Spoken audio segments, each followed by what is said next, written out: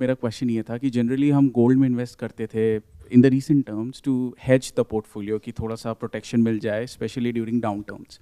अब in the current situation, इतने war की सिचुएशन में क्या इसका इम्पैक्ट हमारे रिस्क डिस्ट्रीब्यूशन पे पड़ेगा? एज इन लोग इक्विटीज़ में इन्वेस्ट करते हैं थिंकिंग कि इकोनॉमी पे आप ट्रस्ट कर सकते हो, आप लंबा कर सकते हो, और गोल्ड का एक सर्टेन परसेंटेज एडवाइस करते थे कि आप पोर्टफोलियो को रिस्क कंट्रोल करने के लिए आपके पास रहेगा। तो इन द करंट सिचुएशन क्या हमें वो री स्ट्रेटेजाइज करने की ज़रूरत है, specially from the India stand point, कि गोल्ड का परसेंटेज बढ़ा दे, इक्विटीज़ में थोड़ा कम कर दें? सो जब हम इंडियन इकोनॉमी की बात करते हैं, आप कहते हैं कि हम इंडिया में हमने स्टॉक मार्केट में पैसा लगाया है, चाहे म्यूचुअल फंड के थ्रू, चाहे एसआईपी के थ्रू, चाहे डायरेक्टली स्टॉक्स में इन्वेस्ट किया हुआ है। क्यों? जैसे जैसे कंपनी ग्रो करेगी उसके साथ आपको भी उसमें ग्रोथ मिलेगी। और कंपनीज कैसे ग्रो करती हैं? कंपनीज मतलब कि बिजनेसेस, वो कैसे ग्रो करते हैं? As they sell more products, जैसे जैसे वो अपने प्रोडक्ट्स और सर्विसेज बेचते हैं, मतलब जैसे जैसे इकोनॉमी ग्रो करती है उसके साथ। इसको ऐसे कह सकते हैं कि जैसे जैसे लोग उनके प्रोडक्ट्स खरीदते हैं, दोनों में थोड़ा सा फर्क है। राइट। बेचेंगे तो तब ना जब कोई खरीदेगा। Correct correct. अच्छा, खरीदते कब हैं लोग? ज़्यादा कब खरीदते हैं और कम कब खरीदते हैं? इन अदर वर्ड्स, कि क्या आपकी जो सैलरीज है या जो कमाई है वो बहुत तेजी से ऊपर बढ़ रही है? एक्चुअली कंजम्पशन बढ़ रहा है और कंजम्पशन आ रहा है थ्रू लोन्स। एग्जैक्टली। लोन लेकर के अगर आप कंज्यूम करते चले जा रहे हैं तो उसका कोई ना कोई तो ब्रेकिंग पॉइंट आएगा ना, जब बैंक अपना पैसा वापस आपसे मांगेगा। आजकल तो ये हालत हो गई है कि लोग आईफोन भी ईएमआई पे ले रहे हैं, हॉलीडेज पे लोग लोन लेकर के जा रहे हैं। तो इससे बुरा और क्या हो सकता है? मुझे समझाओ। मतलब कोई अगर अपने घर के लिए लोन ले रहा है तो चलो समझ आता है, नीड के लिए ले रहा है। कोई शो ऑफ के लिए लोन लेना पड़ रहा है किसी को, तो इसका मतलब आप आइडिया लगा सकते हो कि ये जो ओवरऑल जो डेट है उसकी सिचुएशन कितनी खराब है, कि लोग किस तरीके से पैसा घुमा रहे हैं। और वो लोग कौन है? वो आप ही लोग हो। तो आप लोगों को बड़े अच्छे से पता है कि कहां से पैसा लिया, कहां दिया। मतलब सारा खेल डेट पे चल रहा है। लेकिन क्या ये हमेशा ऐसे ही चल सकता है? कभी तो कोई पॉइंट आएगा ना जब जा करके आपको लोन चुकाना होगा। और जब आप लोन लेते हो तो उस पर इंटरेस्ट लगता है, और वो जो इंटरेस्ट है वो बहुत ज्यादा होता है। और जब उस पर कंपाउंडिंग होती है तो पैसा जो आज आपने ये सोच करके लिया कि मैंने 50,000 का लोन लिया है, वो कब 1 लाख हो जाता है पता ही नहीं लगता। और क्या आपकी कमाई उस हिसाब से बढ़ रही है? नहीं। कमाई तो है ही नहीं। और क्या नौकरियां बहुत ज्यादा क्रिएट हो रही है दुनिया में? नहीं। ये ग्राउंड रियलिटी है। बट होता क्या है कि हम देख करके भी नहीं देख पाते, क्योंकि हमारा ब्रेन वॉश हुआ पड़ा है। पिछले कुछ सालों में जैसा हमने देखा, हमें लगता है दुनिया वैसी ही चलने वाली है। क्यों? क्योंकि हमारी सबकी आदत क्या है? We never question our own set of beliefs, क्योंकि उसमें डर लगता है कि अगर वो बिलीफ टूट गया तो मैं कहां जाऊंगा in terms of psychological comfort. तो उसको हम पकड़ करके रखते हैं। और इसको आप हर्ड मेंटालिटी भी कह सकते हो। जैसे भेड़ बकरियां होती है ना, कि अगर सब एक डायरेक्शन में भाग रहे हैं तो अगर वो गलत भी होगा, जैसे समुद्र में सारी मछलियां एक जाल की तरफ भाग रही हैं, तो अगर वो मरने वाली है तब भी मछलियां उनके साथ ही चलेंगी, अलग नहीं जाने वाली कोई भी मछली, क्योंकि अलग जाने में ऐसा लगता है पता नहीं क्या हो जाएगा। तो जो सब कर रहे हैं वही हम करते रहते हैं। वी नेवर क्वेश्चन कि एक्चुअल में दुनिया में क्या हो रहा है। So this is called herd mentality, कि जो चारों तरफ हो रहा है, जो बातें हो रही है, सो कॉल्ड उसमें कुछ एक्सपर्ट्स होते हैं जो आपको कुछ आकर के बताते हैं। वो एक्सपर्ट्स कौन है? जिनकी लिमिटेड नॉलेज है ऑफ देयर ओन डोमेन, बस उनको उसके अलावा कुछ नहीं पता है। Is it not true? जैसे जो आकर के आपको शेयर मार्केट के बारे में, फाइनेंस के बारे में बता रहे हैं, क्या वो एक एंटरप्रेन्योर है? एंटरप्रेन्योर एक अलग इंसान है जिसको अपने बिजनेस के बारे में पता है, और वो जो फाइनेंशियल एक्सपर्ट है सो कॉल्ड, उसको सिर्फ उतना ही पता है जितना उसने पढ़ा है या जितना उसने सुना है। तो सारी नॉलेज एक के बाद एक आगे पास होती चली जा रही है, बेस्ड अपॉन जो भी पिछले 10-20 साल, 30 साल, 50 साल में, 100 साल में उन्होंने होते हुए देखा है पूरी दुनिया में। वही किताबें, वही लोग, उन्हीं को लोग फॉलो कर रहे हैं, वही आइडल, उसी पैटर्न पे सब घूम रहे हैं। क्या हो अगर मैं कहूं कि अभी दुनिया में कुछ इतना बड़ा हो रहा है जो अभी आप लोग सपने में भी नहीं सोच सकते। You can't even think in the wildest of your dreams. जैसे आपने बोला कि जो पोर्टफोलियो है उसको हेज करने के लिए हम गोल्ड लेते हैं, और बहुत सारे लोग क्या बोलते हैं आजकल, सोना चांदी बहुत महंगा हो गया है, जब नीचे आएगा तब मैं खरीदूंगा। ये मेंटालिटी है लोगों की। ये बेवकूफों वाला माइंडसेट है। क्यों? क्योंकि आप सोने को तोल रहे हो पैसे में, जबकि करना क्या चाहिए इसका उल्टा। पैसा मतलब क्या? कागज का टुकड़ा, उसकी आपके लिए इंपॉर्टेंस बहुत ज्यादा है। और सोना या चांदी जो एक्चुअल में एक फिजिकल एसेट है उसको आप तोल रहे हो कागज के टुकड़े में। जबकि करना क्या चाहिए, पहले 1 लाख रुपए में इतना सोना आता था, अब इतना सा सोना आता है। ऐसे सोचना चाहिए, ये नहीं कि इतना सोना कितने का है और ये कितने का होगा। स्पेशली उस समय में जब सब कुछ बहुत तेजी से बदल रहा है। बट क्योंकि आप भी उन आपके फाइनेंशियल एक्सपर्ट्स की तरह या जो फाइनेंशियल इन्फ्लुएंसर्स है सो कॉल्ड, उनकी तरह आप भी अपने एक बबल में जी रहे हो, तो you have no idea of what is coming. आपकी अपनी जॉब, आपकी अपनी फैमिली, आपकी अपनी सेविंग्स, कुछ लोगों की राय कि ऐसे करना चाहिए वैसे करना चाहिए, वही हम करते चले जा रहे हैं और सब एक जैसे एक्ट कर रहे हैं। कोई भी रुक करके ये नहीं देख रहा है कि दुनिया में एक्चुअल में क्या हो रहा है। क्योंकि अगर वो कुछ छोटा मोटा हो तब तो आप उसको उस तरीके से हैंडल कर सकते हो जैसे पास्ट में किया, बट अगर कुछ बहुत बड़ा हो तो क्या करोगे? Then your whole life will turn upside down. अब बताओ आप में से कोई कि जो मैं कह रहा हूं उससे कोई रिलेट कर पा रहा है कि अगर मैं कह रहा हूं कुछ बहुत बड़ा हो रहा है जो पिछले 100 साल में नहीं हुआ, तो ऐसा क्या हो रहा है? आप लोग उसी तरीके से एक्ट कर रहे हो जिस तरीके से आज से 10-20 साल पहले एक्ट कर रहे थे। यानी सारा पैसा कहां लगा हुआ है? स्टॉक मार्केट में, प्रॉपर्टी में, और थोड़ा बहुत पैसा अपने पोर्टफोलियो को हेज करने के लिए, व्हाटएवर दैट मींस, गोल्ड में लगा हुआ है। क्यों? क्योंकि फाइनेंशियल एक्सपर्ट्स ऐसा बोलते हैं। और सिल्वर तो हमको ऐसा लगता है कि बहुत महंगा है, बहुत बढ़ गए ना उसके दाम, जब कम होंगे तब खरीदेंगे। बहुत लोगों को तो ये तक नहीं पता है कि जो सिल्वर और गोल्ड है इसके प्राइसेस इंडिया में तय नहीं होते हैं, कॉमेक्स में और एलबीएमए में तय होते हैं। वहां से प्राइस डिस्कवरी होती है, उसके बेस पे जो ग्लोबल मार्केट्स हैं वहां पर अब प्राइस तय होता है। और अब धीरे धीरे पैटर्न चेंज हो रहा है वेस्ट से ईस्ट की तरफ। सिल्वर के अगर आप प्राइसेस देखोगे तो एक बहुत बड़ा गैप है। जो शंघाई गोल्ड एक्सचेंज है वहां पे जो प्राइस है और जो कॉमेक्स है वहां का जो प्राइस है उसमें एक डिस्पैरिटी है। अगर कॉमेक्स में है प्राइस मान लो $75 तो शंघाई में है $80, $85। फिजिकल का प्राइस अलग है, पेपर का अलग है। पेपर और फिजिकल में फर्क समझते हो?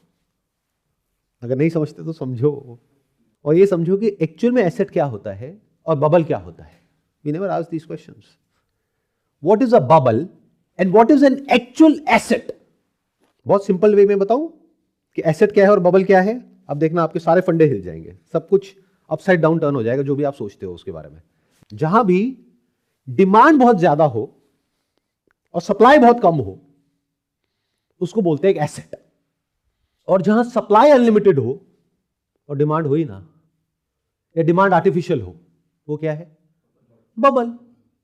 मतलब जहां पर जिस एसेट में लोग पैसा लगा रहे हो सिर्फ इस उम्मीद में कि कल इसका पैसा बढ़ेगा और कोई वजह ना हो, तो वो क्या है? बबल। और जहां कोई एक्चुअल में कोई ऐसी चीज हो, कोई ऐसा एसेट हो जिसकी डिमांड तो बहुत ज्यादा हो लेकिन सप्लाई बहुत ही लिमिटेड हो, that is an asset, that is not a bubble. जैसे कोविड के टाइम पे ऑक्सीजन सिलेंडर, तो ऐसे में क्या होता है? उसके प्राइसेस बढ़ने ही बढ़ने हैं, वहां पे ज्यादा कम कुछ नहीं होता है। अगर वो डिमांड रियल है तो किसकी? उस एसेट की, not the inflation of the asset which is called increase in the price of the asset. दोनों में फर्क देख पा रहे हो? जैसे जितने भी पिरामिड स्कैम्स होते हैं वहां पे क्या होता है? ग्रेटर फूल्स थ्योरी, कि अपने से बड़ा बेवकूफ ढूंढ करके लाओ, जब तक वो गेम चल रहा है तब तक चल रहा है, ऊपर वाले और अमीर होते जा रहे हैं, लेकिन फिर एक ऐसा पॉइंट आता है जहां पे नीचे जो लोग बैठे हैं उनके पैसे डूब जाते हैं। तो मैं नहीं बताऊंगा कि मेरी अंडरस्टैंडिंग क्या है क्या नहीं है, आप खुद फिगर आउट करो कि जो इंडियन स्टॉक मार्केट है क्या वो एक बबल है या एसेट है इस पॉइंट पे। मतलब अगर आपको बिजनेस की नॉलेज है तो जिस प्राइस पे, प्राइस टू अर्निंग रेशियो पे जो बिजनेसेस अवेलेबल हैं, क्या उस पे जा करके आप उस बिजनेस को खरीदोगे या नहीं खरीदोगे? या फिर स्टॉक मार्केट में सिर्फ इसलिए पैसा लगा रहे हो क्योंकि आपका ब्रेन वॉश हो चुका है और आपके दिमाग में बैठ चुका है कि ये करना सही है, या सब कर रहे हैं तो मैं भी कर रहा हूं। बबल बड़ा भी हो सकता है, छोटा भी हो सकता है। बबल कुछ टाइम तक भी चल सकता है, बहुत टाइम तक भी चल सकता है, बट अल्टीमेटली फटेगा। यहां तक मेरे साथ साथ में चल पा रहे हो? पहले के टाइम में क्या होता था, इसको गोल्डन रूल बोलते थे, इसको बोलते थे 80-20 रूल। मतलब 80% पैसा लोगों का लगा हुआ है स्टॉक मार्केट में, 20% लगा हुआ है डेट में। इस रेशियो को बढ़ा देते थे जब भी मार्केट क्रैश करता था, तो पैसा कहां चला जाता था स्टॉक मार्केट का? डेट में। डेट मतलब क्या? US treasuries and bonds. मतलब जब स्टॉक मार्केट क्रैश करे तो एक सेफ हेवन में पैसा लगा दो। वो सेफ हेवन क्या है? यूएस ट्रेजरीज, क्योंकि पीछे बैकिंग किसकी है? यूएस की। और क्यों था वो सेफ हेवन? बिकॉज उस पे पूरी दुनिया को ट्रस्ट था कि ये पैसा कहीं नहीं जाने वाला। क्यों? क्योंकि पीछे गारंटी किसकी है? यूएस की। आज चाहे कोई आम आदमी हो, चाहे कंट्रीज हो, क्या आपका ट्रस्ट यूएस के ऊपर बढ़ रहा है पिछले कुछ महीनों में या कुछ सालों में, या घट रहा है? तो अगला जब क्रैश आएगा, जो आना ही है, कब आएगा वो कोई नहीं जानता। हो सकता है 1 महीने में आए, 6 महीने में आए, 1 साल में आए, 2 साल में आए। जब भी आएगा, हर कुछ साल में क्रैश आता है ना, बड़ा क्रैश, तो इस बार पैसा कहां जाएगा? अगर यूएस ट्रेजरीज में नहीं जाएगा तो कहां जाएगा?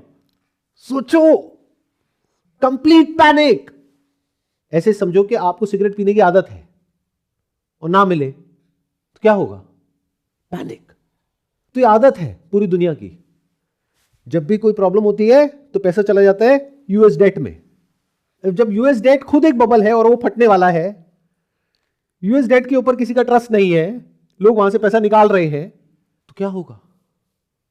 It's a complete reset of the entire financial system. Can't you see that? तो we are in for something very very big, जो 100 साल में एक बार होता है, बट हम लोगों को कोई आइडिया नहीं है। अभी मैं आज न्यूज़पेपर में देख रहा था, टाइम्स ऑफ इंडिया में एक बिजनेस कॉलम होता है, वहां पर न्यूज आई हुई है कि दिसंबर के महीने में highest ever SIP inflows Indian stock market में आए हैं। किसके? आप लोगों के। जो फॉरेन इन्वेस्टर्स हैं, जो एफपीआईज हैं, एफआईआईज हैं, वो तो अपना पैसा निकाल रहे हैं। आप लोग पैसा डाल रहे हो, और सिर्फ डाल नहीं रहे हो, अच्छे से डाल रहे हो। 2 कौड़ी का आईपीओ है, उसमें पैसा ऐसे लगा रहे हो कि जैसे अगर ये अपॉर्चुनिटी छूट गई तो पता नहीं आपके साथ क्या हो जाएगा। You are all living in a kind of a FOMO, कि जैसे अमीर होने का यही एक तरीका है, यही एक मौका है। मतलब जिस कंपनी की वैल्यूएशन होनी चाहिए 1000 करोड़, आईपीओ में उसकी वैल्यूएशन आ रही है 20,000 करोड़, और वो ओवर सब्सक्राइब हो रहा है 20 गुने से। इससे आप आइडिया लगा सकते हो कि madness at its peak.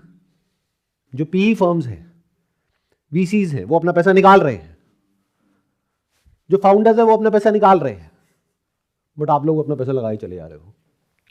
It's as if कि मेरी कंपनी में क्या हो रहा है वो मुझे पता है, आपको नहीं पता।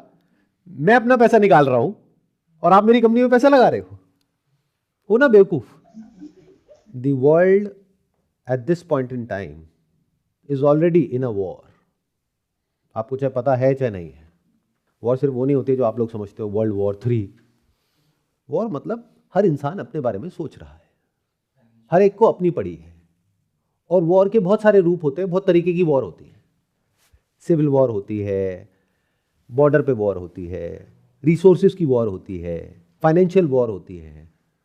और ये जो वॉर ऑलरेडी चल रही है पूरी दुनिया में, इसके पीछे की क्या वजह है उसको भी आप समझ सकते हो अगर समझना चाहो तो। जैसे कि आपने बताया कि डिमांड अगर ज़्यादा होती है तो वो असेट है, और अगर डिमांड कम है तो वो बबल हो जाता है। तो जैसे रियल इस्टेट का, जैसे गोल्ड तो सिल्वर वो तो डिमांड में है ही, बट रियल इस्टेट जैसे हमने देखा है बड़े शहरों में इतना प्रॉपर्टी का रेट हाई चल रहा है, तो इसको हम बबल मानेंगे?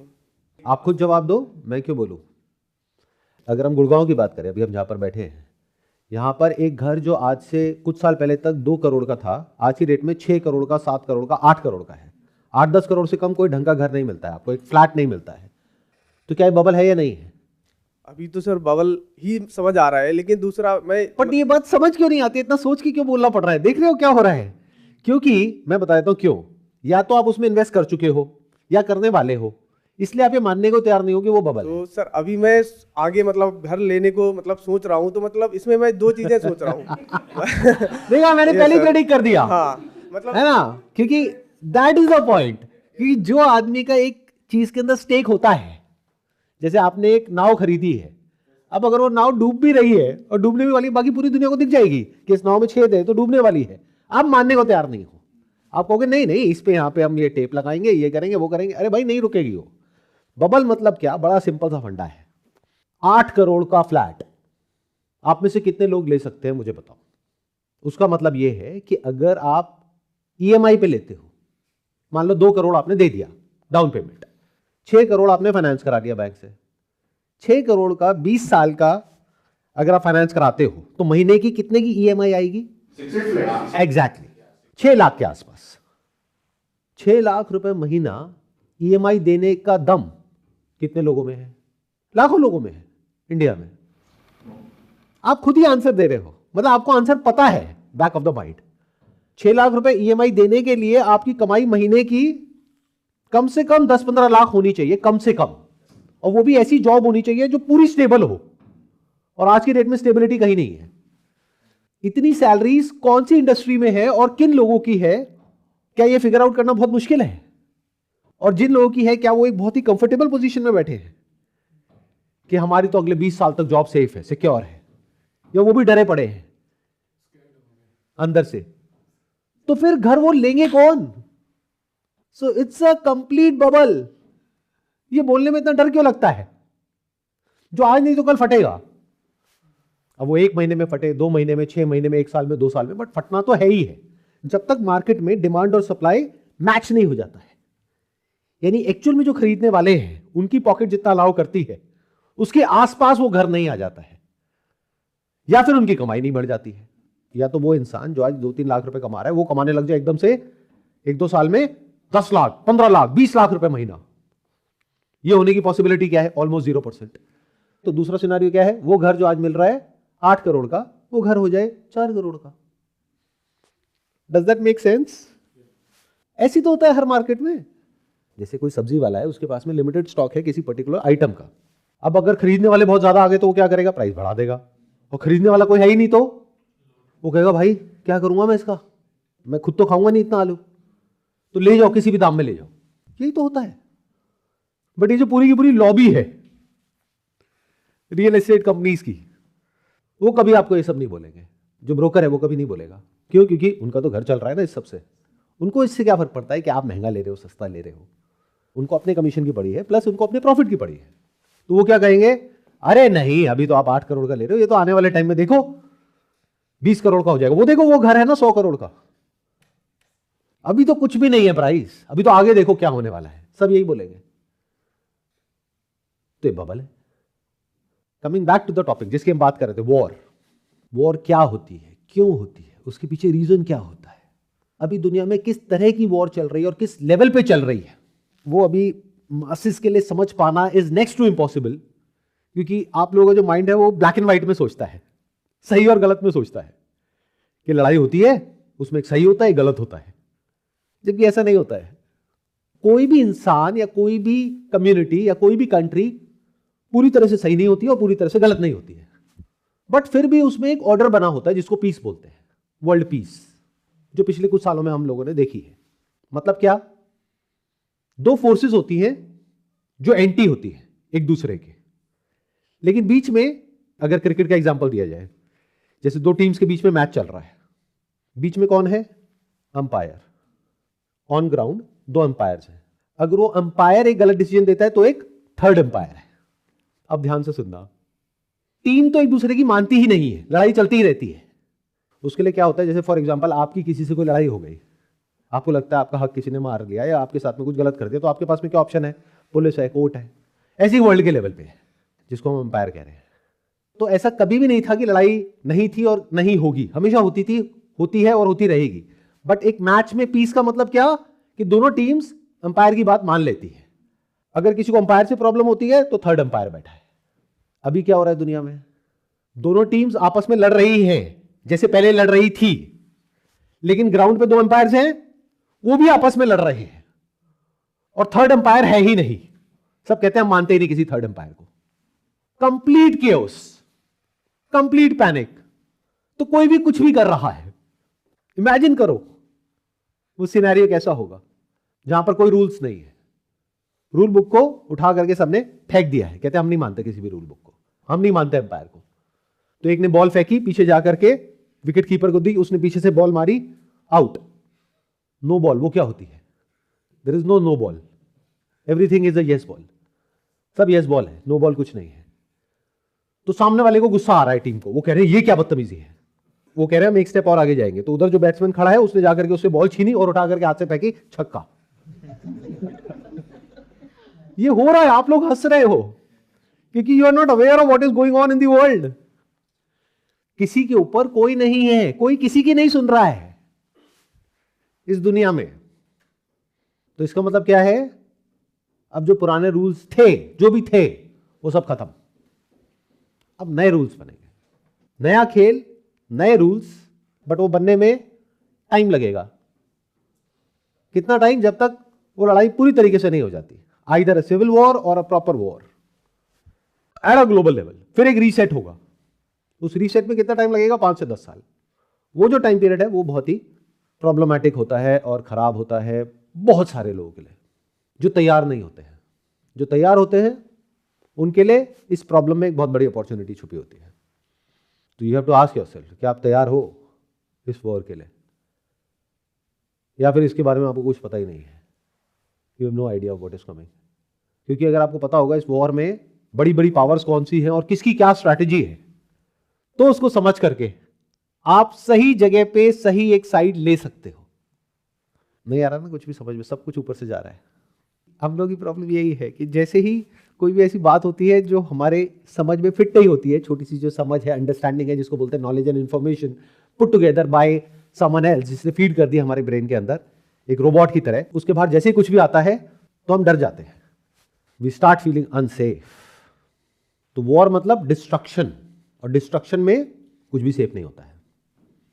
ये बात जो टॉप पे लोग बैठे होते हैं उनको पता होती है, गवर्नमेंट्स को पता होती है, आम जो पब्लिक है उसको एंड में पता लगती है। तब हाहाकार मचता है, ये क्या हो गया। तो जागो ग्राहक जागो, बोलते हैं ना, जागो। ये जो फालतू के लोग हैं इंटरनेट पे, उनकी बातें सुनना कम करो, बंद करो। जो आज बोलते हैं ये खरीदो, कल बोल देते हैं बेचो। मेरी video I silver is the new gold, उसके बाद में लाइन से बहुत सारे लोगों की वीडियोस आ गई, सिल्वर खरीदो। उसके बाद में जैसे ही थोड़ा सा नीचे गया, बेच दो बेच दो बेच दो।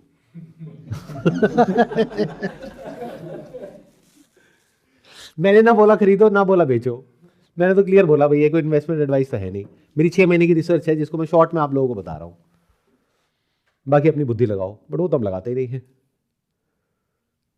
सुना और उस तरह की वीडियोस ढूंढना शुरू कर दिया, देखते हैं और लोग क्या बोल रहे हैं। कौन लोग? Do they have proper understanding of what they are doing, या उनका अपना कोई मोटिव है? अगर उनका अपना कोई मोटिव है तब तो वो वही करेंगे ना, या आपसे वही करवाएंगे या वही कहेंगे जिसमें उनका फायदा है। बट इतना सब हमें समझ नहीं आता है। हम तो सबको एक तरीके से देखते हैं।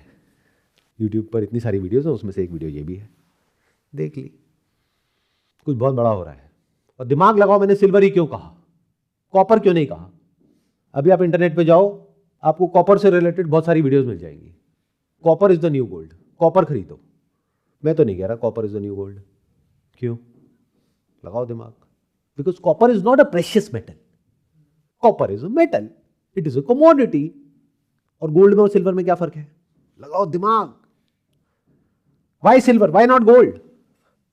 जब इसको गहराई से समझने लग जाओगे तब आपको थोड़ा थोड़ा समझ आएगा मेरी थॉट प्रोसेस क्या है। कि इस पूरी वॉर में ये जो सारी बातें मैं कर रहा हूं ना, जो सुनने में आपको अलग अलग लग रही होंगी, ये सब सिंथेसाइज होगी। इसी को क्रिटिकल थिंकिंग बोलते हैं। आप लोग हर एक चीज को तोड़ तोड़ करके देखते हो, बट होलिस्टिकली कैसे देखते हैं, कैसे समझते हैं, डॉट्स को कैसे कनेक्ट करते हैं, दैट इज इंटेलिजेंस। जब इन सारे डॉट्स को कनेक्ट करोगे तब आपको समझ आएगा ये जो इतनी बड़ी वॉर है, इस वॉर में गोल्ड का क्या रोल है, सिल्वर का क्या रोल है। सर, इस समय वर्ल्ड में ना ईवीज जो है, गाड़ियाँ जितनी हैं डिमांड में बढ़ रही हैं, और जितनी लिथियम बनती है, लिथियम के अंदर में सिल्वर मेटल्स यूज़ होता है। तो मुझे लग रहा है सिल्वर का डिमांड बढ़ रहा है, इसलिए हम लोग सिल्वर को गोल्ड ज़्यादा प्रेफरेंस देना चाहिए। गोल्ड को हम किसी भी मेटल में यूज़ नहीं कर सकते। This is just one part of this big equation जिसकी मैं बात कर रहा हूं। ये जो आपने कहा बिल्कुल सही है, बट एक बहुत छोटा सा पॉइंट है। इसके अलावा और ऐसे 1000 रीजंस हैं जिसको अगर आप डीपली समझने बैठ जाओगे तो आपके पैरों के नीचे से ज़मीन निकल जाएगी। यानी जो मैंने अभी तक कहा, अगर उसको मैं सम अप करूं और उसको सबको जोड़ूं, जो अलग अलग सुनने में लग रहा होगा लेकिन सब कनेक्टेड है आपस में, तो देखो कैसे जुड़ता है ये सब। मैंने बात क्या करी, बबल की और एसेट की। तो बबल क्या है? जिसकी भी डिमांड आर्टिफिशियल है, या उसकी डिमांड सिर्फ इसलिए है क्योंकि उसका प्राइस बढ़ रहा है और बढ़ने वाला है। इसको बोलते हैं ग्रेटर फूल्स थ्योरी। यानी कि अब कुछ बेवकूफ लोग हैं जिन्होंने उसमें पैसा लगाया, अब और बेवकूफ लोग आए उनसे भी बड़े जिन्होंने और पैसा लगाया, और बड़े बेवकूफ लोग आए उन्होंने और पैसा लगाया, इस उम्मीद में कि इसका दाम और बढ़ने वाला है। ये बबल है, और जितना ही बड़ा होता चला जाएगा उतने ही बुरे तरीके से वो फटेगा। तो दुनिया में इस वक्त एक या दो बबल्स नहीं है जो फटने वाले हैं, जो फटने के लिए तैयार बैठे हैं। बहुत सारे बबल्स हैं और सब एक साथ फटेंगे, क्योंकि सब इंटरकनेक्टेड है और इंटरलिंक्ड है। ध्यान से सुनो, ध्यान से समझो। सन 2000 में कौन सा बबल फटा था? .com, मतलब इंटरनेट का। जैसे आज एआई का बबल है। अब आप कहोगे सर एआई बबल कैसे हुआ? एआई तो फ्यूचर है। तो इंटरनेट भी तो फ्यूचर था। मैंने कब कहा एआई फ्यूचर नहीं है? बट फिर भी इंटरनेट बबल था 2000 में। क्यों? उस टाइम पे जो इंटरनेट कंपनीज की जो वैल्यूएशंस थी वो बहुत ज्यादा थी और उनकी रेवेन्यूज बहुत कम थी, उनके प्रॉफिट्स बहुत कम थे। आज वो बबल नहीं है, तो एआई आने वाले 10-20 साल बाद बबल नहीं होगा। और एआई एज टेक्नोलॉजी बबल नहीं है, AI is the future. But AI companies की जो वैल्यूएशंस है वो आज की डेट में बबल है। एआई कंपनीज की जो वैल्यूएशंस है वो आज की डेट में बहुत ज्यादा है। जितनी उससे रेवेन्यू जनरेशन की पॉसिबिलिटीज है उससे बहुत ज्यादा है, उसकी हाइप बहुत ज्यादा है आज की डेट में। मतलब उससे कुछ बहुत बड़ा होने वाला है, इसमें कोई दो राय वाली बात नहीं है, लेकिन वो बड़ा होने में 5-10 साल लगेंगे। तो उसको आज ही फैक्टर इन कर लिया है और उसमें लोग और पैसा लगाते चले जा रहे हैं, सेम उसी तरीके से जैसे .com के वक्त लगाया था। तो एक ये बबल एआई का फटने के लिए तैयार बैठा है, और ये छोटा बबल नहीं है, बहुत बड़ा है। इन कंपनीज की वैल्यूएशन कोई छोटी नहीं है। इंडिया में जितनी भी स्टॉक मार्केट में कंपनीज हैं उनकी सबकी मिला करके जितनी वैल्यूएशन है उससे ज्यादा अकेले एनवीडिया की है वैल्यूएशन। तो समझ जाओ ये बबल कितना बड़ा है, और ऐसी कितनी सारी कंपनीज हैं। तो जैसे ये पिक्चर क्लियर हुई, ये जो आपस में एक दूसरे के अंदर पैसा लगा रही है कंपनीज, और ऐसा दिखाने की कोशिश कर रही है कि देखो उसके पास में वहां से ऑर्डर आ गया, उसके पास में वहां से ऑर्डर आ गया, उसके पास में वहां से, मतलब ये आपस में ही एक दूसरे की रेवेन्यूज को इन्फ्लेट कर रही है। जैसे एक्चुअल कंज्यूमर तक वो चीज पहुंचेगी, जो अडॉप्शन ऑफ एआई टेक्नोलॉजी है इन बिजनेसेस, वो बिजनेसेस जिनके पास में आज ऑलरेडी पैसा नहीं है और ये टेक्नोलॉजी उस लेवल की नहीं है कि इसको इमीडिएटली इंप्लीमेंट किया जा सके हर यूज केस में, तो ये बबल फटेगा। किस तरीके से? जैसे .com का बबल फटा। पर जब वो बबल फटा था तो सारा पैसा कहां चला गया? एक हार्ड एसेट में। वो क्या था? US bonds, US treasuries. But ये जो यूएस बॉन्ड्स है और यूएस ट्रेजरीज है, ये एआई से भी बड़ा बबल है। कितना डेट है यूएस के ऊपर? $38 ट्रिलियन, जो अभी कुछ टाइम पहले तक 36 था, अभी कुछ दिनों में 40 हो जाएगा, फिर 50 भी हो जाएगा। 2008 में क्या हुआ था? GFC, global financial crisis. उस वक्त क्या हुआ था? हाउसिंग बबल फटा था। अभी यूएस के अंदर जो कॉमर्शियल रियल एस्टेट है उसमें बहुत ज्यादा पैसा दे दिया गया है, बहुत कम इंटरेस्ट रेट पे, और अब इंटरेस्ट रेट ज्यादा है, तो वो अनवायबल हो गया उसकी पेमेंट करना। तो वो भी बबल फटने के लिए तैयार बैठा है, वो भी बहुत बड़ा है। तो जब एक तरफ से एक बबल फटा जिसको स्टॉक मार्केट बोलते हैं, दूसरी तरफ से बबल फटा जो हाउसिंग है, सोचो इस बार कितना इंटरेस्टिंग कुछ होने वाला है। सन 2000 में जो हुआ उसको और 2008 में जो हुआ उन दोनों को मिला दो, साथ में जो उस टाइम पे उसका जो सपोर्ट सिस्टम था, जो फाउंडेशन थी, या हमेशा से जो फाउंडेशन रही, यानी कि America as a country, as a nation, और उसका डेट, वो बबल है जो इन दोनों बबल्स को सपोर्ट कर रहा है। तो इधर ये दोनों फटे, नीचे वो वाला बबल फटा, तो there is no ground, it's like a bottomless pit, free fall. एक टाइम पे क्या होता था, यूएस की जो फिएट करेंसी है, फिएट करेंसी मतलब क्या? जिसकी कोई गोल्ड की बैकिंग नहीं है, यानी जितना मर्जी नोट छापो और आगे दुनिया में अपने जो कागज के टुकड़े हैं वो दो और उनसे उनके प्रोडक्ट्स और सर्विसेज ले लो। तो जैसे यूएस ने डॉलर दिया चाइना को, तो चाइना से प्रोडक्ट्स और सर्विसेज बनवा करके या तो ले लिए या उन्हीं के प्रोडक्ट्स और सर्विसेज ले लिए। तो चाइना के पास में क्या आ गया? डॉलर आ गया, एक्सेस में आ गया। तो अब चाइना क्या करेगा उस डॉलर का? चाइना ने यूएस की ट्रेजरीज, बॉन्ड्स खरीद लिए। इस वजह से पूरी साइकिल घूम रही थी। अब जो सारी कंट्रीज हैं वो यूएस की ट्रेजरीज बेच रही है और गोल्ड खरीद रही है। तो यूएस की ट्रेजरीज खरीदेगा कौन? जब कोई कंट्री नहीं खरीदेगी कंपनीज नहीं खरीदेंगे, इंस्टीट्यूशंस नहीं खरीदेंगे, आप लोग नहीं खरीदोगे, पब्लिक नहीं खरीदेगी, तो खरीदेगा कौन? खुद जो उनका फेड है उसको खरीदना पड़ेगा। इसको इन्फ्लेशन बोलते हैं। और जब ये बहुत ज्यादा हो जाए तो हाइपर इन्फ्लेशन बोलते हैं। मतलब यूएस डॉलर की वैल्यू टूट जाएगी बहुत तेजी से। और इस पूरी इक्वेशन में जहां पे एक तरफ यूएस है, एक तरफ चाइना है। यूएस कौन है? जो ग्लोबल वर्ल्ड लीडर था, या अगर बात करी जाए तो थर्ड अंपायर था, या अंपायर था। अब वो क्या है? वो खुद एक प्लेयर है। और जैसे क्रिकेट में होता है ना, दो टीम्स होती है, यहां पे कोई टीम नहीं है। हर प्लेयर अपने लिए खेल रहा है, अपने अलग ही उसका स्कोरबोर्ड चल रहा है। इमेजिन करो 11 प्लेयर ईस्ट में, 11 प्लेयर वेस्ट में, सब अपने अपने लिए खेल रहे हैं। मतलब वो अपने भी आपस में सगे नहीं है। इतना इंटरेस्टिंग कुछ हो रहा है, बट आप लोगों को कुछ पता ही नहीं है। सोचो क्रिकेट ग्राउंड पे कितना इंटरेस्टिंग मैच चल रहा होगा। मतलब कहने के लिए एक टीम है, वेस्टर्न टीम, लेकिन वो आपस में एक दूसरे से लड़ रहे हैं। वो बॉलिंग करने जा रहा है, वो पीछे से उसी का टीम का बंदा आ रहा है, उसका हाथ पकड़ रहा है, कह रहा बॉल मुझे दे, मैं करूंगा, ये बॉल मेरी है। बॉल के लिए लड़ाई चल रही है। कमाल है। जो बैटिंग टीम के दो प्लेयर थे वो आपस में एक दूसरे का सर फाड़ रहे हैं, कह रहे तू मरेगा तो मैं बैटिंग करूंगा, मेरे को छक्का मारना है, मेरे को रन बनाना है। इतना इंटरेस्टिंग कुछ हो रहा है। अब हर एक डॉट को कनेक्ट कर पा रहे हो? तो पहले की दुनिया में क्या था? इसको कह सकते हो पुरानी दुनिया। और अब एक नई दुनिया है जो बनेगी आने वाले 5-10 साल बाद। वो कैसी होगी वो किसी को नहीं पता। But there is a strong possibility in that world there will not be one clear cut power, it's going to be a multipolar world. यानी कि यूएस भी रहेगा, चाइना भी रहेगा, दोनों न्यूक्लियर पावर्स हैं। ऐसा नहीं है एक खत्म हो जाएगा, दोनों रहेंगे।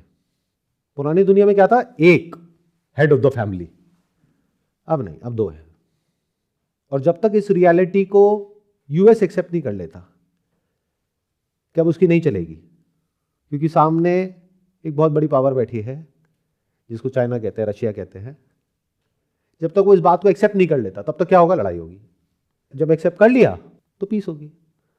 अभी जो लड़ाई होगी उसमें यूएस की क्या स्ट्रैटेजी है और चाइना की क्या स्ट्रैटेजी है, अगर वो आपको समझ आ गया तो आपको समझ आ जाएगा एसेट क्या है, लायबिलिटी क्या है, एसेट क्या है, बबल क्या है। जो लड़ाई हो रही है पूरी दुनिया में, एक दूसरे के ऊपर मिसाइल्स फायर कर रहे हैं, उसके लिए क्या चाहिए? इलेक्ट्रॉनिक्स के लिए क्या चाहिए? रोबोटिक्स के लिए क्या चाहिए? इलेक्ट्रिक व्हीकल्स के लिए क्या चाहिए? सिल्वर। तो सिल्वर वैसा नहीं है जैसा पहले था, यानी जो आप लोगों के दिमाग में बैठा हुआ है, और आप उसको पास्ट के कंपैरिजन में आज देखते हो।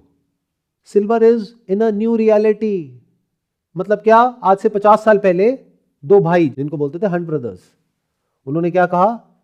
In terms of money, silver में बहुत ज्यादा पैसा नहीं लगेगा अगर हम सिल्वर को खरीदने लग जाएं तो उन्होंने क्या सोचा कि हम बहुत सारा सिल्वर खरीद लेंगे। तो उन्होंने खरीदना शुरू किया सिल्वर। उसकी वजह से सिल्वर का प्राइस बढ़ गया। कहां पहुंच गया था? $50 पे पर आउंस। फिर उस टाइम पे जो एक्सचेंजेस थे उन्होंने इंटरवीन किया, फिर वापस से सिल्वर का प्राइस क्रैश कर गया। तो उस वक्त सिल्वर क्या था? एक एसेट था या बबल था? लगाओ दिमाग।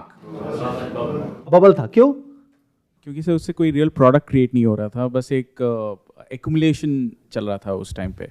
राइट। ध्यान से समझना, सिल्वर की अपने आप में इंट्रिंसिक वैल्यू तो थी, लेकिन गवर्नमेंट्स ने डेलिबरेटली और स्ट्रैटेजिकली उसको खत्म कर दी थी।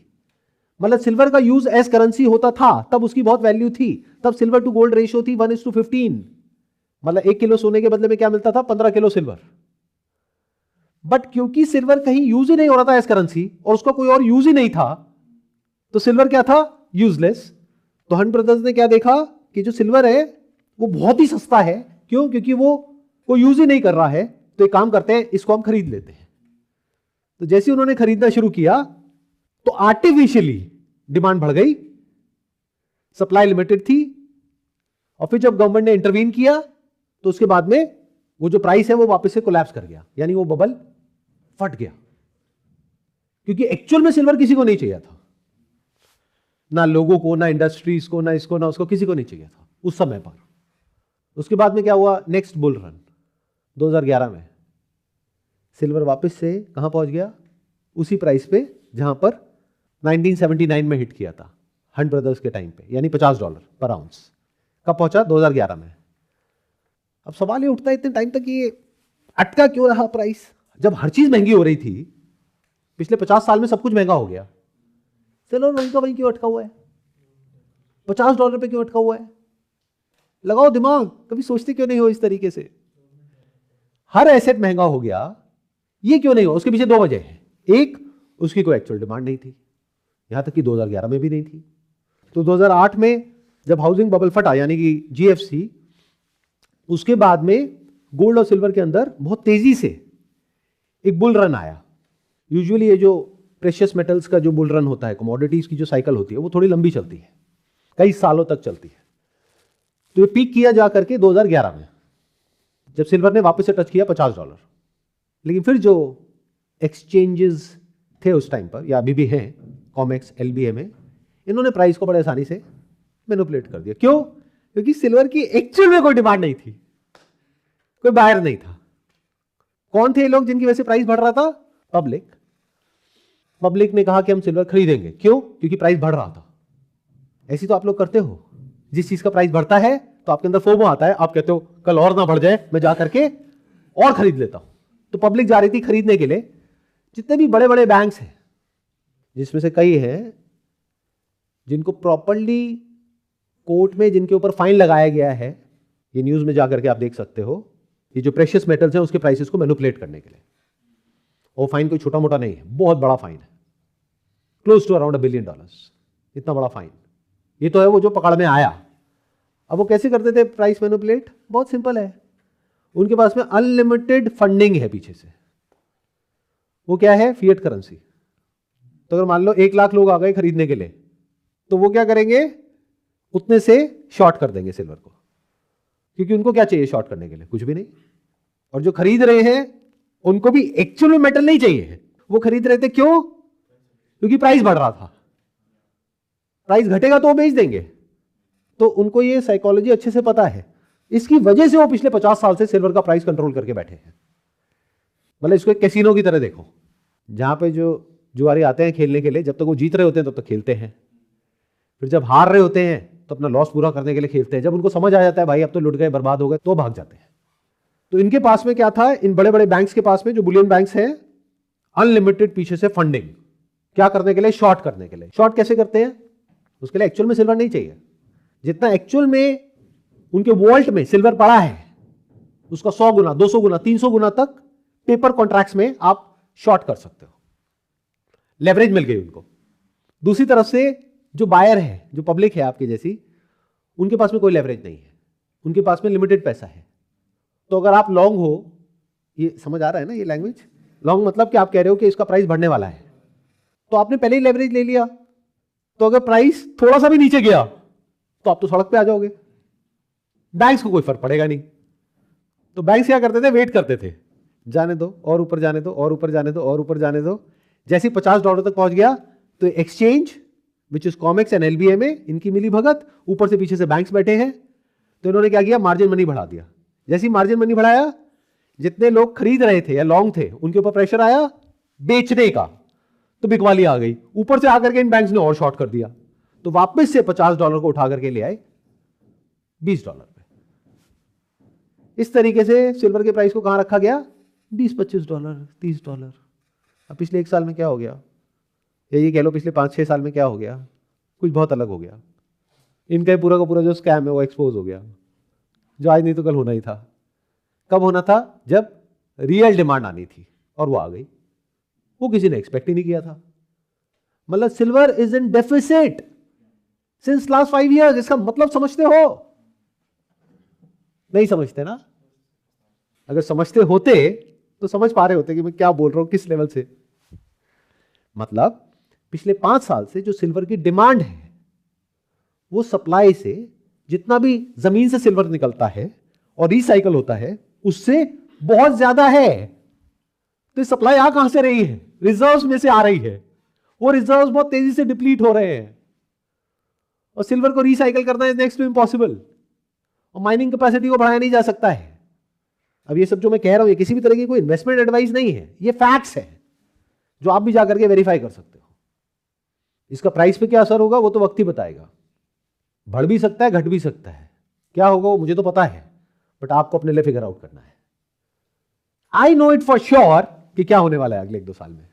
But I can not tell it to you, I can not say it clearly, I can only say हो सकता है बहुत घट जाए, तो डर जाओ, मत खरीदो, बेच दो, हो सकता है बढ़ जाए, तो अपना दिमाग लगाओ।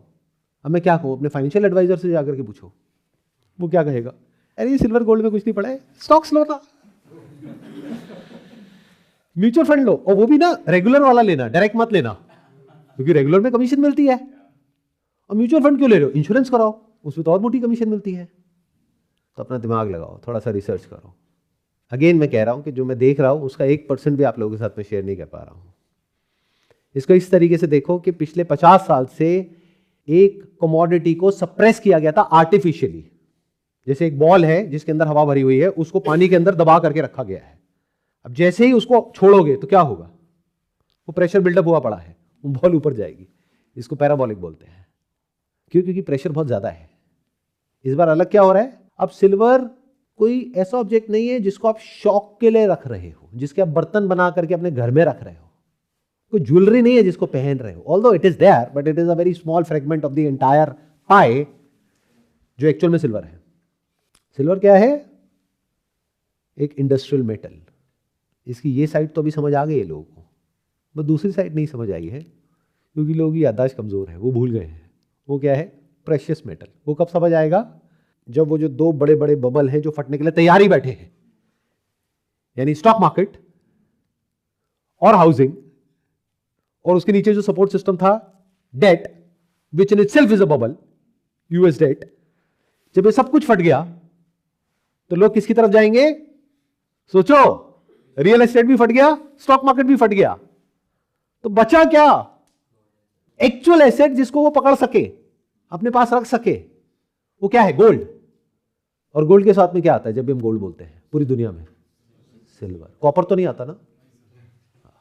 तो जो इतना बड़ा पैसा है, अगर ये गोल्ड में जाएगा, सवाल ये नहीं है अगर जाएगा, क्योंकि अब तो बड़े बड़े फंड हाउसेस भी बोल रहे हैं, जो एक टाइम पे कहते थे कि 80% पैसा इक्विटी में होना चाहिए, 20% डेट में होना चाहिए, वो भी कह रहे हैं 60% इक्विटी में होना चाहिए, 20% डेट में होना चाहिए, 20% गोल्ड में होना चाहिए।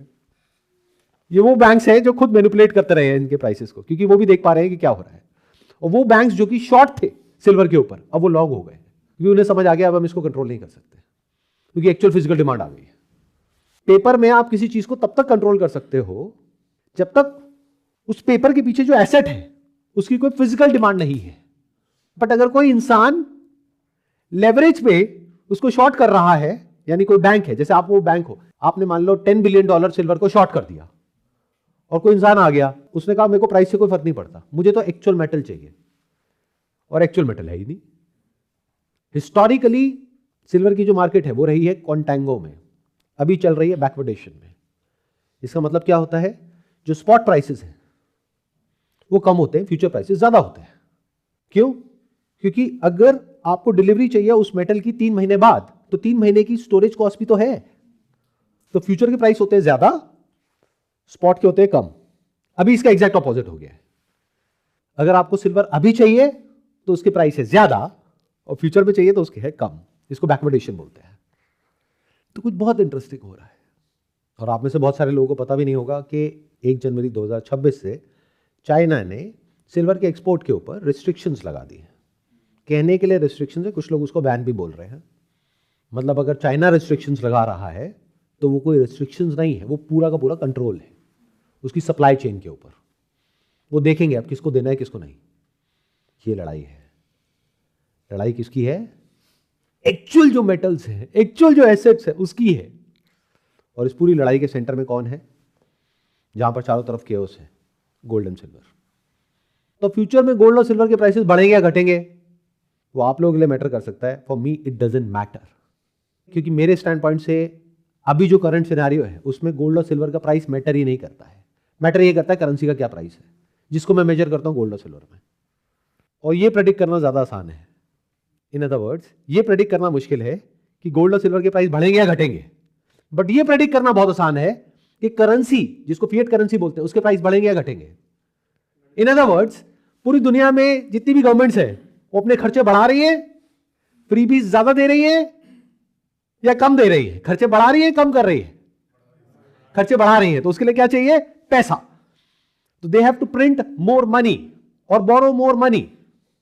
तो करेंसी, फिएट करेंसी, चाहे वो कोई भी हो, किसी भी कंट्री की हो, उसकी वैल्यू आने वाले टाइम में घटेगी, जिसकी वजह से आप लोग कहोगे गोल्ड की वैल्यू बढ़ गई, गोल्ड महंगा हो गया, जब सस्ता होगा तो मैं खरीदूंगा। It is diametrically opposite of how you people think. ये बातें वो हैं जो मैं अपने घर में when I sit with my son और डॉटर, मैं उनको समझाता हूं कि बेटे दुनिया पागल है, ये दुनिया गोल्ड और सिल्वर को देखती है और कहती है महंगा हो गया, सस्ता हो गया, वो करेंसी को कभी देखती नहीं है। तुम ऐसा मत करना, क्योंकि करेंसी के पीछे कौन बैठा है? गवर्नमेंट। गवर्नमेंट का कोई दीन ईमान नहीं है, किसी भी कंट्री की कोई भी गवर्नमेंट हो, उसका एक ही काम है, उसको क्या चाहिए? वोट। वोट कैसे मिलेंगे? लोगों को खुश करो। खुश कैसे करते हैं? पैसा बांटो। तो बांटने के लिए पैसा चाहिए ना, चाहे आप यूएस हो, चाहे कोई भी कंट्री में कहीं पर भी हो, तो पैसा कहां से आएगा? फिएट करेंसी है, जितना मर्जी छाप लो, तो जितना छापते जाओगे उतना ही उस करेंसी की वैल्यू टूटती जाएगी। रियल एसेट में और एक बबल में फर्क समझ आ रहा है? Fiat currency is a bubble जो फटने वाला है आने वाले समय में। इसका मतलब समझते हो? नहीं ना। तो जा करके देखो और पढ़ो ऐसी कंट्रीज के बारे में जहां पे फिएट करेंसी नाम का बबल ऑलरेडी फट चुका है, जहां पर लोग जाते थे कोई सामान खरीदने के लिए, दाल चावल खरीदने के लिए, तो पैसे देते थे और वो इंसान उनको बदले में वो सामान देता था जिससे कि वो और उनका परिवार जिंदा रह सके। आज उन कंट्रीज में पहले थोड़े से पैसे में बहुत सारा सामान मिलता था, आज बहुत सारा पैसा लेकर के जाते हैं, पूरा भर करके, तब भी वो कहते हैं ये क्या लेकर के आए हो, इसके बदले में कुछ नहीं मिलेगा। सोना या चांदी है क्या? कोई असली चीज है तो बात करो, ये क्या कागज के टुकड़े लाए हो? ये है वो नई दुनिया जिसमें हम एंटर करने वाले हैं, जिसके बारे में आपको कोई नहीं बताएगा, क्योंकि हर एक का अपना अपना कोई ना कोई इंटरेस्ट है। वैसे बताना तो मुझे भी नहीं चाहिए, बट मेरे को पूरा भरोसा है आप लोगों की बेवकूफ़ी के ऊपर। आप में से किसी को समझ ही नहीं आएगा मैंने बोला क्या है, तो इस वीडियो पे व्यूज ही नहीं होंगे, तो फर्क क्या पड़ता है, मैं सच ही बोल देता हूं ना। इसलिए हो सकता है कि मैं वीडियो अपलोड कर ही दूंगा। पास में ऐसे कई सेशंस हुए, मैंने डिलीट ही करवा दिए, मैंने कहा मैं नहीं कर रहा अपलोड, क्यों करना है। बट पीछे मैंने कुछ वीडियोस अपलोड करी, तो उन वीडियोस पे कमेंट्स देख करके मुझे समझ आ गया कि आप लोगों की समझ कहाँ तक है, तो मैं ये वीडियो अपलोड कर ही दूंगा, क्योंकि मुझे आप लोगों पे पूरा भरोसा है। जैसे फिएट करेंसी के ऊपर मुझे पूरा भरोसा है, फिएट करेंसी नीचे ही जाएगी, ऐसे ही आप लोगों पे मुझे पूरा विश्वास है। तो इस वीडियो को देखो, बंद करो और देखो एक्सपर्ट्स क्या कह रहे हैं, क्या खरीदना है, क्या बेचना है, और वही करो, क्योंकि वो तो एक्सपर्ट्स हैं, और आराम से सो जाओ।